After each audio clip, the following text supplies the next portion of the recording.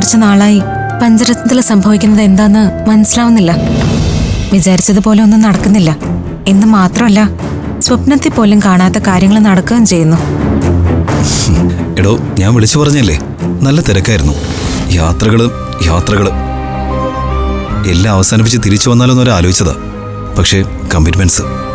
എനിക്കറിയാം വിവേക് ജോലി തീർത്ത് തിരിച്ചു വരുന്നോണ്ട് പരിഹരിക്കാവുന്ന ഒന്നും അല്ല സംഭവിച്ചത്. ഒന്ന് ആലോചിച്ച് നോക്ക്. 3 പേരുടെ കല്യാണം ഒരുമിച്ച് നിശ്ചയിക്കുന്നു. അതിലൊരാളുടെ കല്യാണം മുടങ്ങുന്നു. മറ്റൊരാളുടെ കല്യാണം നിശ്ചയിച്ചതിൽ നേരത്തെ നടത്തേണ്ടി വരുന്നു. ബാക്കിയുള്ളത് ഞാൻ. വിചിത്രമല്ലേ? അഖില സന്തോഷായിരിക്കുന്നോ? നല്ല കാര്യമായി. അംബികമാമിയും ദിവ്യപ്രഭയുള്ള വീട്ടില് സന്തോഷമായിട്ടിരിക്കാനോ? പക്ഷേ അവള് നന്നായിട്ട് അഭിനയിക്കുന്നുണ്ട്, സന്തോഷമാണെന്ന് കാണിക്കാൻ. എത്ര നാള് അറിയില്ല.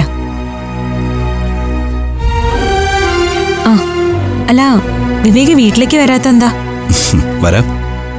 എന്തായാലും ആകാശോഹിലെയും വിരുന്ന് വരുന്നുണ്ടല്ലോ, അപ്പോ ഞാനും വരാം. എല്ലാവരും കൂടി ഒത്തുകൂടിയിട്ട് കുറെ നാളായില്ലേ. ഒന്ന് കൂടുന്നൊക്കെ സന്തോഷാ. പക്ഷേ താനിങ്ങനെ നെഗറ്റീവ് ആവല്ലേ. എല്ലാം എവിടെയെങ്കിലും വെച്ച് ശരിയായാലേ പറ്റൂ. ശരിയാവും. അഭിയേട്ടൻ എന്ത് പറയുന്നു? എന്തു പറയാൻ, കൃഷ്ണേട്ടൻ വീട്ടിലുള്ളതാ അഭിയേട്ടന്റെ പ്രശ്നം.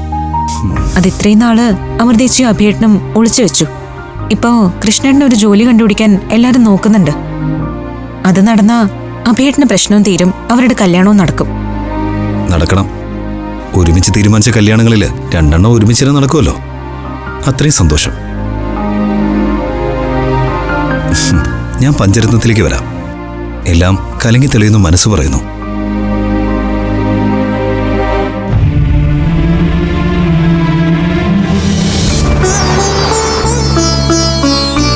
എന്തുപറ്റി? അത്യാവശ്യമായിട്ട് കാണണമെന്ന് പറഞ്ഞത് എന്താണെങ്കിലും കാര്യം പറയേ. ഞാൻ ഇതുവരെ അഭിയോട് ആവശ്യപ്പെടാത്തൊരു കാര്യമാണ് ചോദിക്കാൻ പോകുന്നേ. നിവൃത്തിയേടുണ്ടാ, വേറൊന്നും വിചാരിക്കരുത്. താൻ കാര്യം പറ. അഖിലെ ആകാശം വിരുന്നിന് വരുന്നുണ്ട്. അവർക്ക് ഒരു കുറവുണ്ടാവരുത്. ഡ്രസ്സ് എടുക്കണം. പിന്നെ ആകാശിന് 2 പവന്റെങ്കിലും ഒരു ചെയിൻ വാങ്ങിക്കൊടുക്കണം. പക്ഷേ എന്റെ കയ്യിൽ കാശ് തികയില്ല. എത്ര രൂപ വേണം? എനിക്ക് കാശൊന്നും വേണ്ട.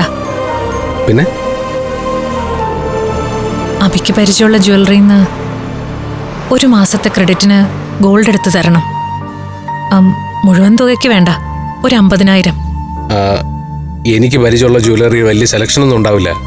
അപ്പോ അവിടെ ചെന്നിട്ട് അവിടെ കാണുന്ന അവർക്ക് ഇഷ്ടപ്പെട്ടില്ലെങ്കിൽ മറ്റൊരു ജ്വല്ലറി പോകേണ്ടി വരില്ലേ? അപ്പൊ പിന്നെ എന്ത് ചെയ്യും? അത്രയ്ക്ക് ഞാൻ ആലോചിച്ചില്ല.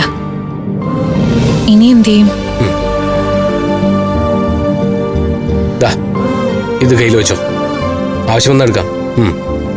അയ്യോ, അതൊന്നും വേണ്ട. അഭിക്ക് ഒരുപാട് ആവശ്യങ്ങൾ ഉള്ളതല്ലേ. അതൊന്നും നോക്കണ്ട. തന്റെ ആവശ്യങ്ങള് എന്നെ കൂടെ ആവശ്യമല്ലേ. 1 മാസത്തിനകത്ത് ജ്വല്ലറിയിൽ തിരിച്ചു കൊടുക്കാന്നല്ലേ പറഞ്ഞത്? അതെനിക്ക് തന്നോ, പിന്നെന്താ കുഴപ്പം? വാങ്ങിച്ചോ. ഞാൻ തിരിച്ചു തരൂട്ടോ. ഓ ആയിക്കോട്ടെ.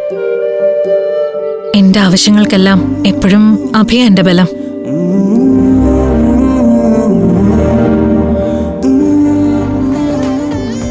കുടുംബങ്ങളിൽ കൂട്ടുകൂടിയ 10 വർഷങ്ങൾ.